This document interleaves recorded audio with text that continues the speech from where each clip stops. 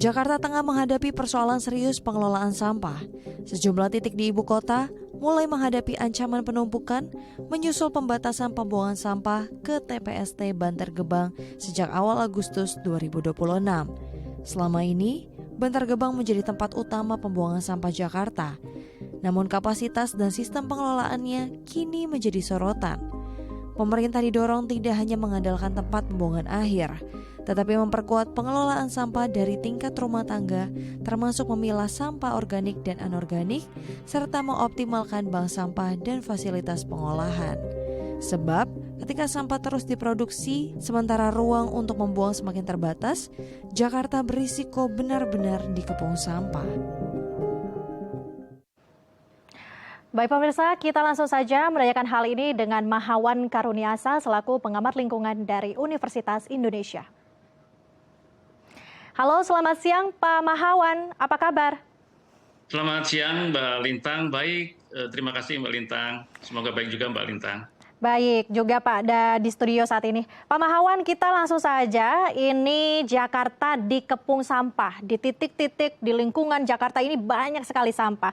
Kalau menurut Anda, seberapa serius kepungan sampah yang ada di Jakarta ini Pak?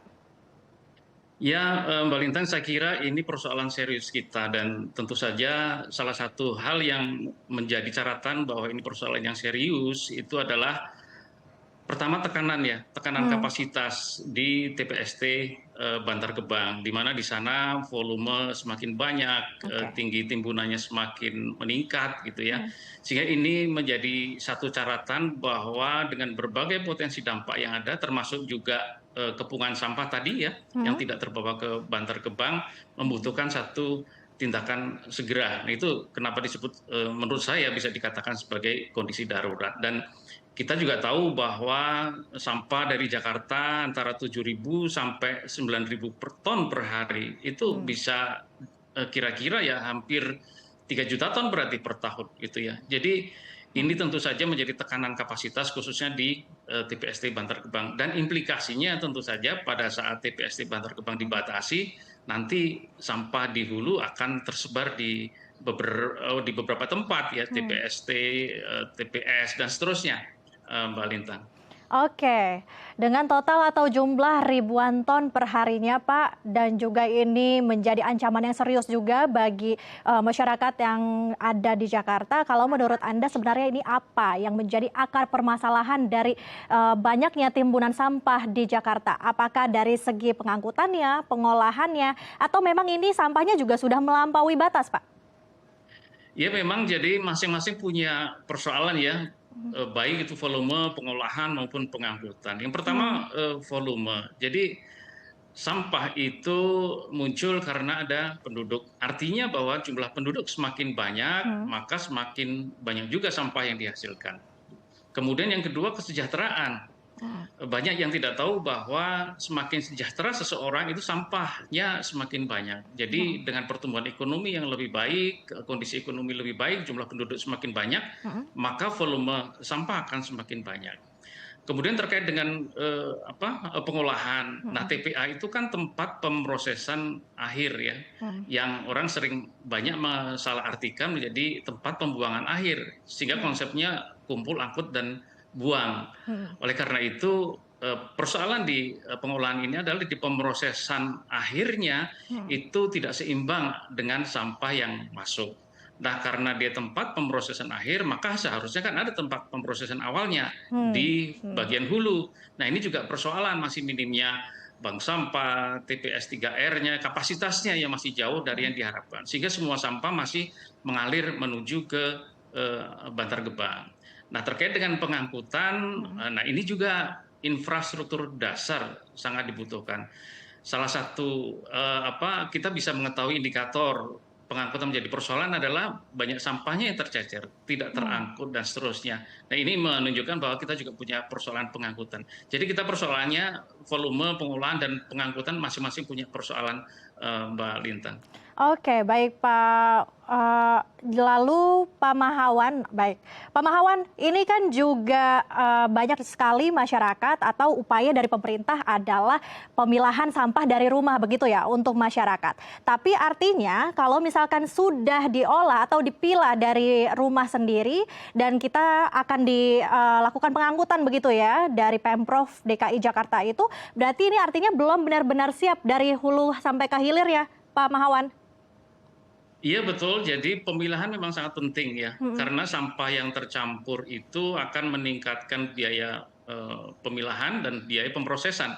Sehingga pemilahan sampah di hulu dari rumah tangga gitu ya, terutama karena memang sumber sampah utama dari rumah tangga, termasuk juga di pasar perniagaan gitu ya, pemilahan sampah menjadi penting. Namun kan persoalannya pada saat pemilahan itu dilakukan ya, meskipun secara bertahap, itu juga harus didukung oleh infrastruktur pemilahan itu. Sehingga jangan sampai sudah dipilah dari rumah, tapi nanti di truk dicampur lagi. Nah ini kan persoalan yang sering kita dengar, Mbak Lintang.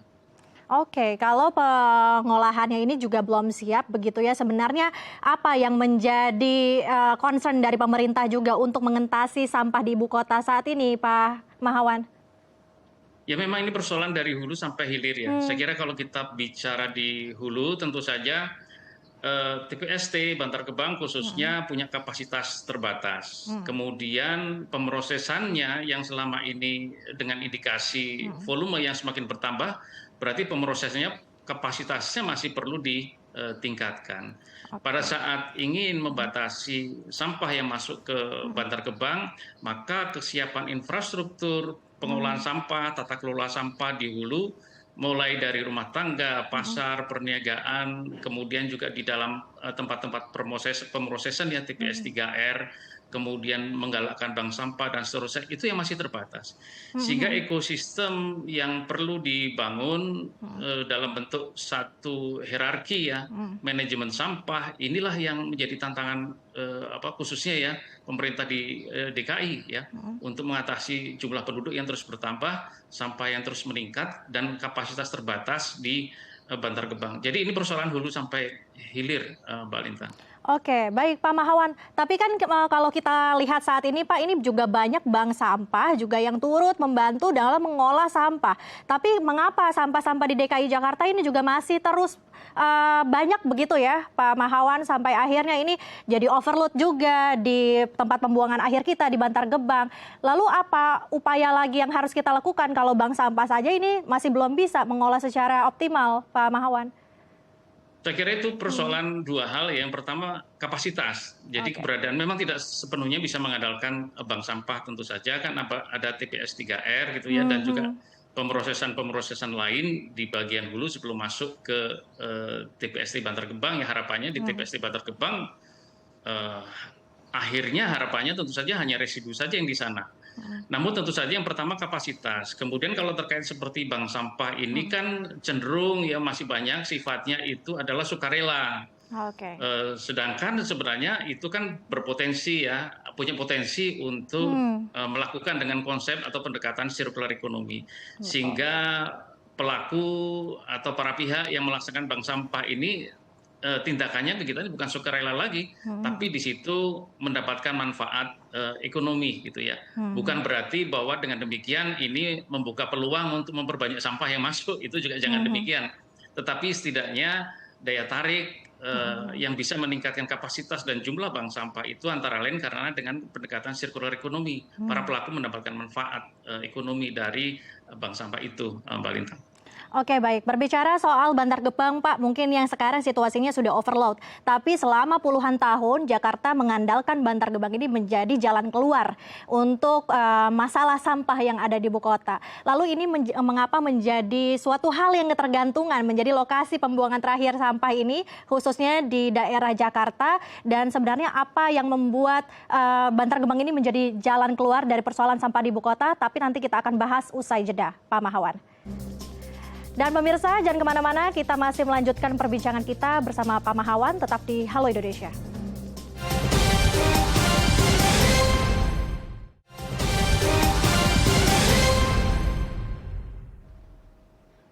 Terima kasih pemirsa, masih bersama kami di Halo Indonesia. Kita masih melanjutkan diskusi bersama dengan Mahawan Karuniasa, selaku pengamat lingkungan dari Universitas Indonesia. Baik Pak Mahawan, kita akan melanjutkan perbincangan kita lagi. Ini kan tadi sempat disinggung juga oleh Anda bahwa sama-sama kita tahu ya Pak ya, Bantar Gebang ini sudah overload begitu ya. Ini menjadi tempat pembuangan akhir sampah dari beberapa wilayah yang ada di Jabodetabek, salah satunya adalah Jakarta.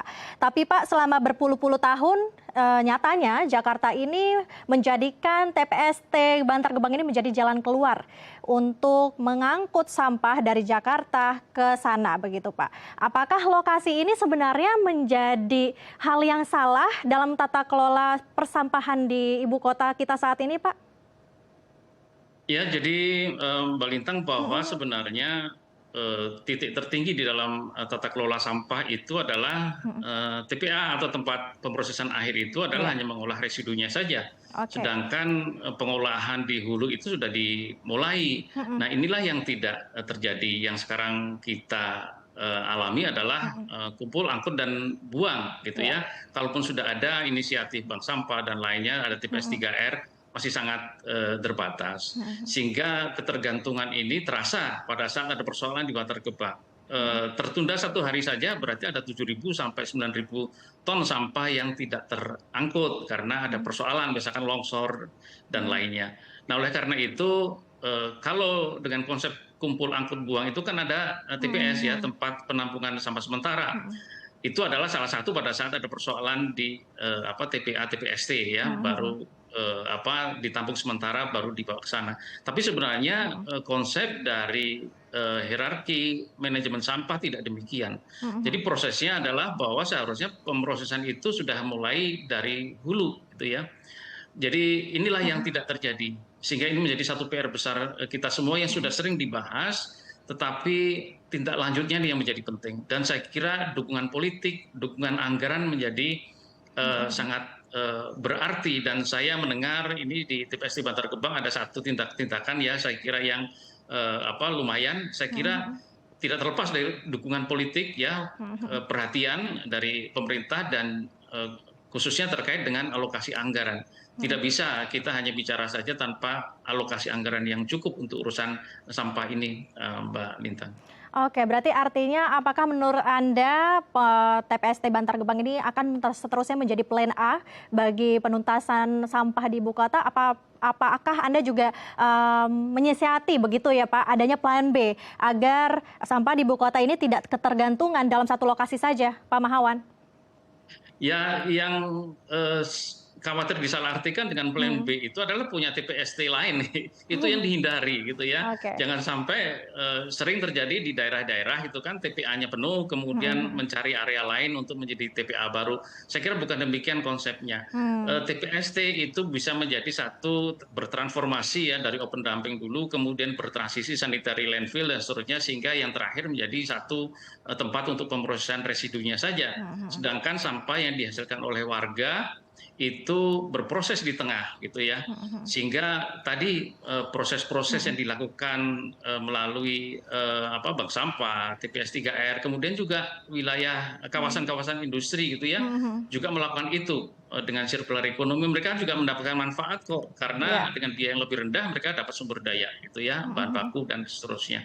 Jadi saya kira jangan sampai disalahartikan, kita butuh alternatif lain adalah bentuknya TPST yang baru gitu ya. Harapannya adalah bahwa sampah itu berproses dengan hierarki manajemen sampah itu yang berakhir di TPST Bantar Gebang adalah residunya saja, sehingga seimbang dengan tempat pemrosesan dengan inovasi-inovasi yang baru di sana, Mbak Lintang. Oke, baik. Pak, ini juga pemerintah juga optimis begitu ya Pak ya, penuntasan sampah di tahun 2029 sebesar 100% begitu. Ini apakah upaya tersebut atau target tersebut ini masih akan terwujud begitu ya Pak ya? Masuk akalkah dengan situasi dan kondisi kita saat ini melihat tumpukan sampah masih menyelimuti kota Jakarta, Pak? Ya, jadi kalau kita melihat 7.000 sampai 9.000 ton sampah per hari atau kurang lebih berarti 3 juta ton per tahun. maka kalau kapasitas pengolahan baik di hulu maupun di hilir itu setara dengan 3 juta ton, itu berarti baru jumlah timbunan sampah yang ada di TPST itu tidak bertambah, tapi Oke. juga tidak berkurang karena kan inflow sama outflow-nya sama gitu ya. Oleh karena itu kalau mau habis ya tinggal dihitung saja, kalau di sana ada 75 juta ton, ya dibagi per kapasitasnya gitu ya. Sehingga ini membutuhkan kapasitas besar. Kalau perhitungan saya dengan 7.000 9.000 ton per hari atau 3 juta ton per tahun dengan kapasitas yang tersisa di sana katakanlah 15 juta ton, dan ini menjadi perlu informasi yang transparan ya dari teman-teman di TPST, itu kita punya 5 tahun untuk penuh gitu ya. Sehingga saya kira tidak boleh kok, saya kira punya target yang lebih realistis ya, antara 5 sampai 10 tahun ya. Pandangan saya mungkin angka yang paling tepat adalah 10 tahun itu ya. Oke. Sehingga kita bisa membangun, apalagi persoalan ini adalah melibatkan aspek hulunya. Kalau Betul. di hilir kan kita bisa bicara hanya TPST saja. Tapi kalau di hulu kan kita bicara RT RW, kemudian pasar-pasar, perniagaan, kawasan industri, ini yang saya kira tidak mudah ya, Mbak Lintang. Jadi saya kira bagi saya terlalu optimis. Ya optimis boleh, tapi saya kira lebih baik realistis dengan roadmap yang ada. Sebaiknya kita akan dicapai berapa. Kisaran saya antara 5 sampai 10 tahun itu lebih realistis ya dibanding 3 tahun ke depan gitu ya, Mbak Lintang. Oke, baik. 5 sampai 10 tahun itu adalah angka yang realistis begitu ya Pak ya, bagi penuntasan sampah di Jakarta. Lalu Pak, ini kan jika dibiarkan begitu ya Pak ya, sampah kita juga melihat ini bahwa angka dari sampah yang begitu besar adalah ini dari sampah organik begitu Pak ya. Sampah makanan, sampah limbah dapur dan lain sebagainya. Jika ini dibiarkan, apa sih Pak konsekuensi terburuk yang dirasakan bagi masyarakat khususnya yang ada di Jakarta Pak? Ya baik, jadi di TPS ya tempat penampungan sementara, kemudian di TPS liar apalagi, kemudian juga di tempat-tempat yang tidak seharusnya membuang sampah, sampah organik itu kan cepat membusuk. Dan di situ vektor-vektor penyakit ya, tikus, kemudian juga lalat dan berbagai penyakit muncul. Sehingga di sini saya kira dalam konteks kesehatan lingkungan ini sangat berbahaya, bau juga ya. Kemudian apalagi kalau sampah itu campur di musim kemarau, kita memasuki El Nino ini, maka potensi terjadinya kebakaran gitu ya, ini juga besar. Sehingga saya kira risiko lingkungan menurut saya tidak bisa diterima ya, risiko lingkungan dan kesehatan dengan adanya sampah-sampah yang ada di tercecer atau di TPS liar atau di tempat yang tidak terangkut, Mbak Lintang. Jadi saya kira sudah saatnya ya untuk melakukan satu tindakan segera mengatasi persoalan sampah yang sudah cukup bertahun-tahun kita bahas. Oke Pak, lalu terakhir Pak, tadi kan Anda juga sempat kita harus bertindak cepat begitu ya Pak ya. Apa yang harus dilakukan oleh pemerintah dan juga masyarakat? Kita harus mulai untuk menuntaskan sampah di hari ini. Apa upaya yang harus kita lakukan sejak dini Pak? Ya dari sisi pemerintah ya di waktu saat ini dalam jangka waktu yang pendek segera saya kira komunikasi publik ini menjadi penting. Pemetaan harus dapat dikomunikasikan juga berapa sih sebenarnya yang tersisa kapasitas di Bantar Gebang, sehingga kalau ada penutupan masuk di sana masyarakat bisa memahami. Selain itu juga pemetaan TPS yang ada, infrastruktur dasar termasuk juga truk pengangkut, masyarakat perlu tahu gitu ya. Sehingga peta-peta kantong-kantong di mana potensi ada sampah-sampah yang tidak terangkut, tidak terkelola itu diketahui oleh masyarakat. Saya kira dalam jangka pendek ya kurang dari 1 bulan ini saya kira perlu. Jadi dengan kondisi darurat ini maka satu tindakan antaranya adalah pertama melakukan satu komunikasi publik dengan data yang cukup. Nah kemudian untuk jangka panjang ya saya kira kita harus menerapkan waste management hierarki ya, satu hierarki pengelolaan sampah mulai dari hulu sampai hilir gitu ya. Diawali masyarakat ya, kita ajak untuk mencegah munculnya sampah. Jadi pada saat mengkonsumsi itu memilih ya barang yang jumlah sampahnya bisa dihindari gitu ya, sehingga jumlah sampah berkurang gitu ya. Apalagi sekarang dengan belanja digital itu kan jumlah konsumsi plastik akan meningkat. Nah itu sebenarnya di Indonesia kita sudah ada roadmap-nya, peta jalannya gitu ya.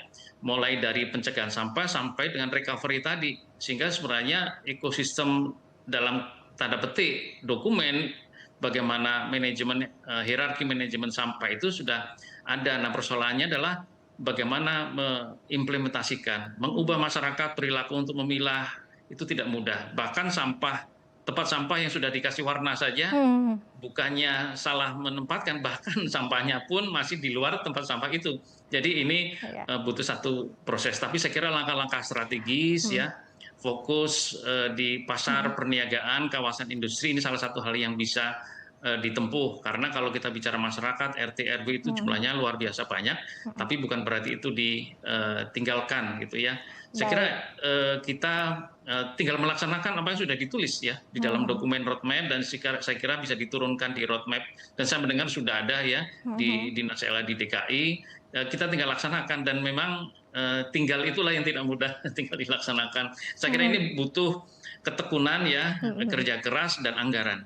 Saya kira dengan kondisi saat ini, saya kira pemerintah khususnya Presiden, saya kira tidak sulit untuk mengalokasikan anggaran untuk urusan sampah di DKI, Mbak Lintang. Baik Pak, kita berarti harus melakukan sekarang bersinergi bersama-sama agar persoalan sampah ini dapat teratasi dan juga ini tidak menjadi bencana lingkungan di kemudian hari, seperti itu ya Pak Mahawan. Baik, terima kasih Pak Mahawan telah berbagi bersama kami di Halo Indonesia Pak. Terima kasih, selamat siang, sampai jumpa, selamat kembali beraktivitas.